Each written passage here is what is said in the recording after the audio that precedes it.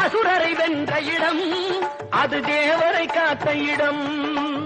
ஆவணி மாசையிலும் வரும் ஐப்பசி திங்களிலும் அன்பர் திருநாள் காணும் இடம், அன்பர் திருநாள் காணும் இடம். அசுரரை வென்ற இடம் அது தேவரை காத்த இடம்.